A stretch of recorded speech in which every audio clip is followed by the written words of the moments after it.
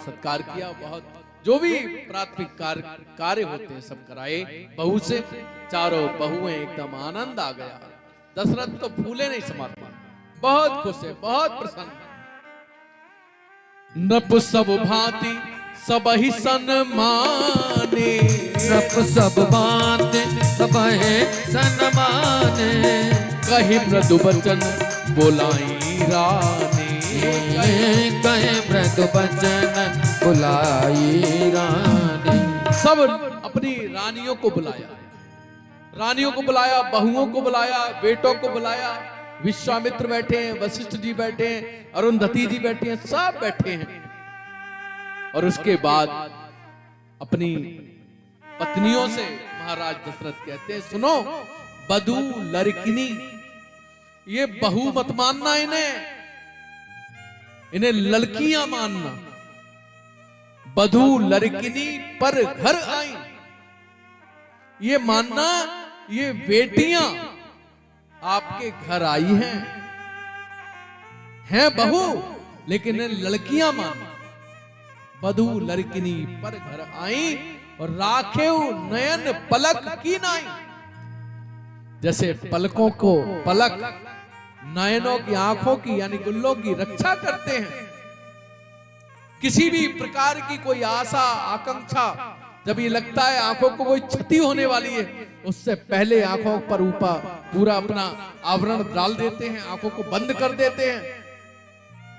बिल्कुल उस प्रकार से बहुओं का ध्यान रखना, जैसे बेटियों का ध्यान प्रेम किया जाता है।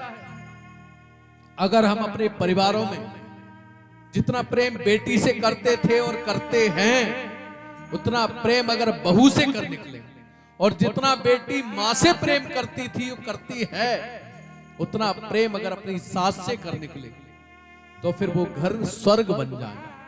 जो इस समय टूटन है, जलन है, कुड़न है, ये सारी कोई किसी प्रकार की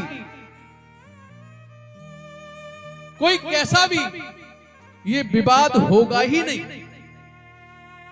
ये समझो, इसलिए कभी भी बेटियों को अधिक प्रेम बहू से मत करना, और बहुओं को बेटियों से कम प्रेम मत करना। परिवार को ठीक से चलाना है, और अगर एक समस्या आ गई तो पूरा परिवार नहीं, हर व्यक्ति का जीवन खराब हो जाता है। इसलिए अगर रामचरितमानस को पढ़ा, सुना, समझा, तो घर में कभी क्लेश होगा ही नहीं। गोस्वामी जी वही लिखते हैं।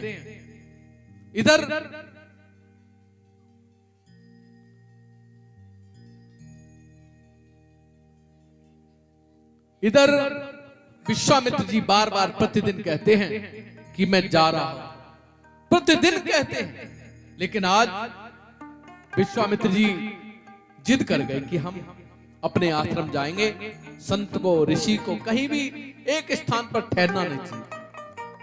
जल को भी, जल और संत ये दो के लिए मुख्य रूप से बताया गया है। बहता हुआ जल और चलता फिरता सन्यासी, ये साफ रहता है, सुरक्षित रहता है। और एक स्थान पर रुका हुआ सन्यासी और जल, इनमें दूषित हो जाता है, कीड़े पड़ जाते हैं। इसलिए विश्वामित्र जी आज जिद करके बोले कि हम चल रहे हैं, और उन्हें विदा किया। उन्हें विदा किया।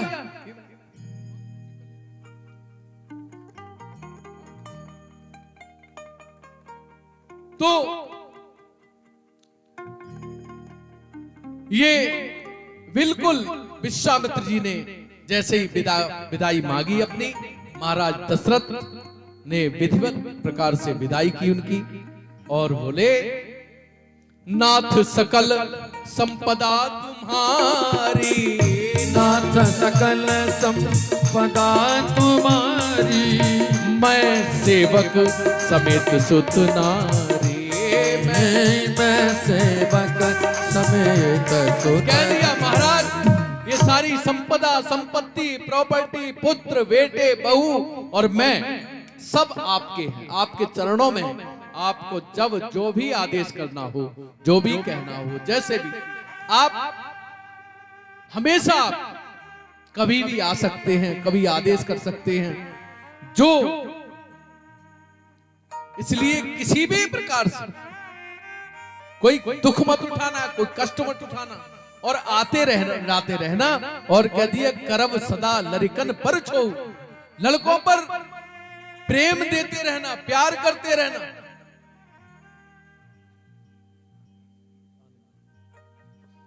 तो लड़कों को प्यार देते रहना, समझाते रहना, जब तब आते रहना। क्योंकि संतों के घर में आने से, गुरु के घर में आने से, या गुरु और संतों से मिलते रहने से किसी प्रकार की दूषित नहीं होता परिवार, किसी प्रकार के घर में अपवाद नहीं होते, सब ठीक रहते हैं, कोई अवगुण नहीं पनपते घर में। क्योंकि संत और गुरु हमेशा सही मार्गदर्शन करते हैं, इसलिए घर में किसी प्रकार के विकार नहीं होते, टूटन नहीं होती, कोई घुटन नहीं होती, अकाल मृत्यु नहीं होती घरों में। इसलिए बहुत प्रकार से महाराज दशरथ ने निवेदन भाव से स्वागत सत्कार किया। और वहां से विश्वामित्र जी चले हैं और गोस्वामी जी आज ये एक कांड, कौन सा कांड? रामायण में 7 कांड हैं, ये बालकांड विराम हो रहा है। गोस्वामी जी कहते हैं, निज गिरा पावन करन कारण, राम जस तुलसी कयो, रघुवीर चरित उदा पार बारिद, पारु कब कौने लयो, उपवीत ब्याह उचाह मंगल सुनिज सादर गावई, वैदे राम प्रसाद ते जन सर्वदा सुख पावई, हाँ सर्वदा सुख पावई, हाँ सर्वदा सुख पावई। जो इस मांगलिक कार्यक्रम को, विवाह और पूरे सुंदर ये बाल कांड को सुनेंगे, गाएंगे, समझेंगे, मुख्य रूप से विवाह प्रसंग को सुनेंगे, वे सब सुख संपदा और राम और जानकी जी का आशीर्वाद कृपा बनी रहेगी। बोल रामचंद्र भगवान की जय हो, बोल सीताराम की जय हो। अयोध्या कांड में प्रवेश करते हैं। नीलांबुज श्यामल कोमलांगम, सीता समारो पितुवाम भागम, पाणौ महा सायक चार चापम, नमामि रामं रघुवंशनाथम। जब ते राम और ब्याह घर आए, जब ते राम ब्याहे घर आए, नित नव मंगल और मोद बधाए, नित नव मंगल मोद बधाए। अभी तक तो अयोध्या में अकेले राम थे, अब जानकी भी आ गई। कौन? लक्ष्मी, जहां साक्षात अनंत कोटि ब्रह्मांड के नायक, देवादिदेव के देव महादेव और महादेव के भी गुरु, ऐसे भगवान अगर साक्षात हो, उनके चरणों में जानकी हो, लक्ष्मी हो, वहां कौन कमी रह सकती है? आज कोई किसी प्रकार की कमी नहीं है, सब सुख है, सब प्रसन्न है, सब आनंद में है। नहीं दरिद्र सम दुख जग माही, नहीं दरिद्र सम जग दुख नाही, संत मिलन सम जग सुख नाही, संत मिलन सम जग सुख नाही। दरिद्रता क्या है? सबसे बड़ा दुख क्या है? सबसे बड़ी गरीबी क्या है? सबसे बड़ा दुख गरीबी। और सबसे बड़ा सुख क्या है? संतों से मिलना, संत से सत्संग की चर्चा करना। आप किसी प्रकार के दुख में रहे होंगे, लेकिन अभी जो 2 घंटे यहां बैठे हो आप लोग, कोई दुख रहा? सच बताना ईमानदारी हृदय से। जिसे दुख नहीं रहा ऐसे लोग हाथ उठाना। ये 2 घंटे आनंद में बीते, कोई दुख नहीं रहा किसी प्रकार का। यहां तक कि कोई दुख छोड़ो, अगर आपसे पूछा जाए आप अपना नाम बताना, तो एक बार कहोगे क्या कहा महाराज जी? कारण क्या है? नाम भी ध्यान नहीं रह सकता, क्योंकि भगवान की भक्ति का इतना आनंद है, इतनी प्रसन्नता है कि भगवान की भक्ति में कोई दुख नहीं रहता, कोई संकट नहीं रहता, कोई संताप नहीं रहता। देखिए भगवान की भक्ति का विषय छोटा सा प्रसंग है, आपने भागवत जी बहुत होती रहती है, हमने सुना है राम कथा ही पहली है यहाँ। भागवत में कहा है कुंती से जब भगवान कृष्ण जाने लगे तो कुंती से कहा भगवान कृष्ण ने, बुआ आज तक तो तू कहती थी तू बेटा वो भतीजा नहीं है, तू लड़का नहीं है, तू भगवान है। आज मैं कह रहा हूं हाँ मैं भगवान हूं, बोल क्या मांगना है मांग ले। सबने बहुत पूरा परिवार बैठा है, सब पांडव बैठे हैं, सबने कुछ ना कुछ मांगा। और आज कुंती ने क्या मांगा, सबने कुछ ना कुछ मांगा। और कुंती ने कहा अगर आप कुछ देना ही चाहते हो तो मुझे दुख दे दो, दुख, हमेशा मैं दुख में रहूं। बोले दुख में? एकदम चौंक गए भगवान। बोले मां तूने दुख क्या कम पाए? अरे तूने पूरा जीवन दुख में बिताया है और दुख मांग रही है। बोले हाँ। बोले एक बात कहें? बोले कहो मां, कहो। बुआ जी क्या कहती हो? बोले जब जब दुख मिला है मुझे तब तब तुम्हारी याद आई है और तुम्हारी याद हर पल बनी रहे।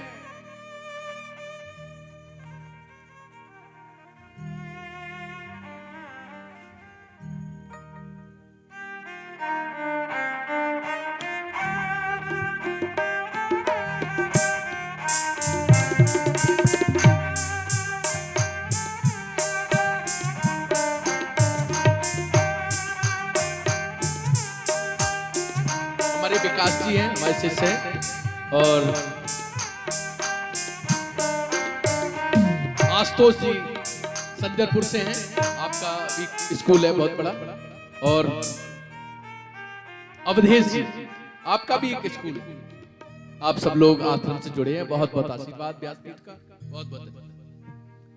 दुख ही मांग लिया, उनका दुख क्यों मांग रही हो? बोले दुख जब जब आया है तब तब तुम्हारी याद आई है और जब जब तुम्हारी याद आई है तब तब सुख दिखा है मुझे तो तुम्हारी याद में सुख है, तुम्हारे दर्शन में सुख है, तुम्हारे भजन में सुख है, तुम्हारे सुमिरन में सुख है। और वो सुख बना रहे इसलिए मुझे दुख दे दे, क्यों दुख में तुम्हारी याद आती है। इसलिए कुंती ने दुख ही मांग लिया। आज महाराज दशरथ भरी सभा में बैठे हैं, सभा में सारी राजसभा खचाखच बड़ी है। आज सभा में बैठे हैं और शीशा मंगा लिया। लोग सोचने लगे शीशा, भरी सभा में शीशा का क्या करेंगे? और शीशा हाथ सामने रखा, शीशा देख रहे हैं। और जैसे ही शीशा देखा गोस्वामी जी लिखते हैं राय सुभाए मुकुर कर लीना, राय सुभाए मुकुर कर लीना, बदन बिलोकी मुकुट सम कीना, बदन बिलोकी मुकुट सम कीना। राय सुभाए मुकुर कर लीना। जैसे ही शीशा देखा, सभा में कोई शीशा मंगाता है, लेकिन दशरथ ने मंगाया और जैसे ही देखा मुकुट टेढ़ा है, मुकुट सीधा किया और मुकुट सीधा देखा तो एकदम तुरंत मुकुट हटा जहां से वहां बाल को सफेद दिखे। ऐसा लगा कि सफेद बाल कान में कह रहे हैं कि महाराज अब विदाई का समय है, अब जाने का समय है, अब मुक्ति का समय है, अब मुक्ति का समय। इसलिए भजन की ओर चलो, सुमिरन की ओर चलो, कथा की ओर चलो, दर्शन की ओर चलो। अब ये भोग भूषण, ये परिवार संपदा, ये सब बच्चों को दो। अब चाबी कुंजी दे दो। लेकिन हम लोग क्या करते हैं, बुढ़ापे में चाबी कुंजी जरूर रखेंगे। रखना भी चाहिए, आजकल माहौल दूसरा है। कहा ये सब सौंप दो। महाराज ने जैसे ही देखा कि बाल सफेद पड़ गए हैं और ये बुढ़ापा संकेत कर रहा है सब छोड़ने का समय आ गया, सन्यास का समय आ गया है, उसी समय विचार किया। गोस्वामी जी लिखते हैं श्रवण समीप भय सित कैसा, श्रवण समीप भय सित कैसा, मनहु जरठपन अस उपदेशा, मनहु जरठपन अस उपदेशा। श्रवण समीप भय सित कैसा, कान के साथ वो बाल सफेद देके मानो वो संकेत दे रहे हैं कि अब बुढ़ापा आ गया महाराज, अब तो भूप भवन से भजन की ओर, भवन से भगवान की ओर जाने की आवश्यकता है। अब ये सब तुरंत सभा में एक खड़े हो गए और बोले, हम आप सबसे एक निवेदन करना चाहते हैं। क्या निवेदन करना चाहते हैं महाराज? बोले, एक निवेदन है। क्या निवेदन है बताइए महाराज, आदेश करिए। सभा के लोग कहने लगे, आदेश करिए। एक अभिलाष अब अभिलाष एक मन मोरे, अभय विलास एक मन मोरे, अब अभिलाष एक मन मोरे, अभय विलास एक मन मोरे, पूज्य नाथ अनुग्रह तोरे, पूज्य नाथ अनुग्रह तोरे। पहले सभा में चर्चा की कि मेरी इच्छा ये है, राम सब प्रकार से योग्य हो गया है, अब राज्य राम को सौंप दूं क्या? सबने सभा ने अनुशंसा की, महाराज आप धन्य हैं, आप धन्य हैं, आपकी जय हो, आपकी जय हो, सारे युगों में सारे लोकों में आपकी जय हो, आपका यश बढ़े। आपने बड़ा निर्णय लिया है, देने का निर्णय लिया है, दान करने का निर्णय लिया है, सब कुछ छोड़ने का निर्णय लिया है। भवन से भजन की ओर, भोजन से भजन की ओर, भोजन से भवन से भगवान की ओर जाने का निर्णय लिया है। हम सब आपका स्वागत करते हैं और राम सब प्रकार से योग्य है। और तुरंत वहां से उठे, रात्रि निवास किया घर पे, और सुबह उठे गुरुदेव के आश्रम पहुंच गए और हाथ जोड़कर चरणों में माथा रख के गुरुदेव को कहा, गुरुदेव मेरे मन की एक अभिलाषा है। क्या अभिलाषा है? अगर आपकी आदेश हो, आपकी आज्ञा हो, पूजी मन पूजी नाथ अनुग्रह तोरे, अगर आपका अनुग्रह हो, आपका आशीर्वाद हो, तो मेरे मन की अभिलाषा पूरी। क्या अभिलाषा है राजन बताओ? नाथ राम करी है जुबराजो, नाथ राम करी है जुबराजो, कहिए कृपा कर करिए समाजो, कहिए कृपा कर करिए समाज। नाथ हम भगवान गुरुदेव हम चाहते हैं हमारा राम युवराज बना दे, उसे राजा बनाना चाहते, थोड़े दिन युवराज रखते फिर राजा बना दे। तो बोले, राजन तुमने बहुत अच्छा निर्णय सोचा है, ठीक समय पर सोचा है, इसलिए मैं तुमसे कहना चाहता हूं। बोले महाराज कोई शायद कोई समय, अरे बोले किसी को जब कुछ देना है तो शायद समय क्या आवश्यकता है? बोले कोई मुहूर्त निकाल दो। बोले नहीं, बिन मुहूर्त के उठा ली जाएगी जब तेरी ये प्राण निकलने की कोई मुहूर्त नहीं है, तो कुछ देने की, दान करने की, सेवा करने की, कथा कराने की क्या मुहूर्त के चक्कर में पड़े हो राजन? और सुनो, तुमको ले तो रहे नहीं, कोई खरीद तो रहे नहीं हो, कोई मकान तो बना नहीं रहे हो, दे ही रहे हो ना? बोले हाँ महाराज, हम राज्य राम को देना चाहते हैं। तो बोले सुनो, बेग विलंब न करिए नृप, साजिए सबुई समाज। देर करने की आवश्यकता नहीं है, अभी तुरंत इसी समय। बेग विलंब न करिए नृप, साजिए सबुई समाज। सुदिन सुमंगल तब ही जब राम होय जुबराज। राजन वही समय शुभ है, वही दिन शुभ है, वही तारीख शुभ है, वही शुभ है कब? जब राम का राज तिलक करोगे। इसलिए अभी इसी समय अभी जाओ और राम का राज तिलक कर दो। राजा बोले, देखिए गुरुदेव की बात में भी अगर बात निकाल दी तो एक चीज ध्यान रखना, कहीं ना कहीं कुछ गड़बड़। गुरुजी ने कहा तुरंत अभी जाओ और तुरंत राज तिलक कर दो, इसमें क्या देरी है? तो बोले महाराज हम चाहते हैं कि बड़ा करके कार्यक्रम करें, थोड़ा सा सब राजाओं को बुलाएं, सारे रिश्ते नातेदारों को बुलाएं और विधिवत तरीके से बड़ा कार्यक्रम करें। बोले तो तुम देखो अपने हिसाब से देख। और महाराज ने कहा कल कर लें गुरुदेव। बोले ठीक है, देख लो अपने हिसाब से। अब कल तो कभी आती नहीं, कल तो कल करते तो काल आ जाता है, लेकिन कल कभी आती नहीं। आज करे सो अब करे, जो आज करना है, आज की बात करने के बाद अभी हाल करो। कल करे तो आज कर, और आज करे सो अब। अच्छे कामों पर देरी मत करिए, बुरे कामों पर जल्दी मत करिए। कभी बुरे काम को विचार करिए, पिताजी से पूछ लो, भैया से पूछ लो, दोस्त से पूछ लो, तमाम टालोगे तो बुरा होने से बच जाएगा। और अच्छे काम के लिए तुरंत कर डालो, किसी से मत पूछो। अच्छा काम करना है, अगर किसी ने पूछा तो हो सकता है आप कहीं दान करने जा रहे हैं और पिताजी ने कहा मैंने बड़ा मुश्किल से कमाया, क्या चक्कर पड़ा है।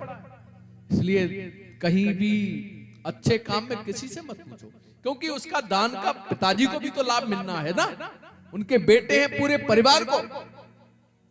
इसलिए राजा ने गुरुदेव की बात को टाल दिया और गुरुदेव ने कहा ठीक है, और कल की 14 वर्ष तक कल नहीं आ पाए।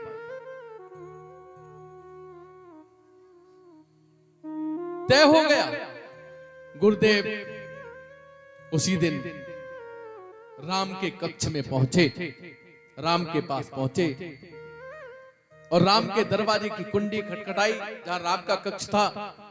राघव राघव, राम ने जैसे ही दरवाजा खोला, हाथ जोड़कर चरणों में गिर गए।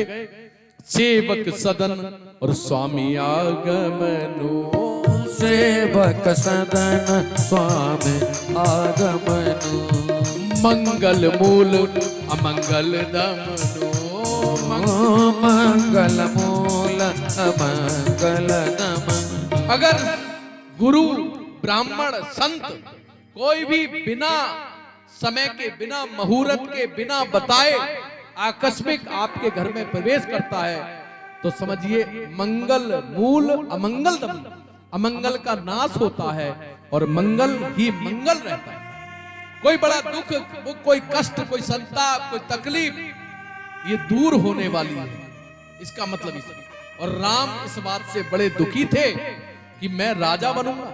अरे मेरा काम तो वन में है, मेरे तो बहुत सारे काम अधूरे रह जाएंगे, मुझे राजा नहीं बनना, लेकिन मेरे पिताजी मुझे राजा बना रहे। इस बात से राम उदास थे। समाचार मिल गया था। तो अगर कोई संत महात्मा ब्राह्मण, कोई देवता, कोई ऋषि मुनि, कोई अगर घर में बिना बुलाए अचानक आ जाए तो समझो मंगल के मूल आ गए, अमंगल का नाश होने वाला है।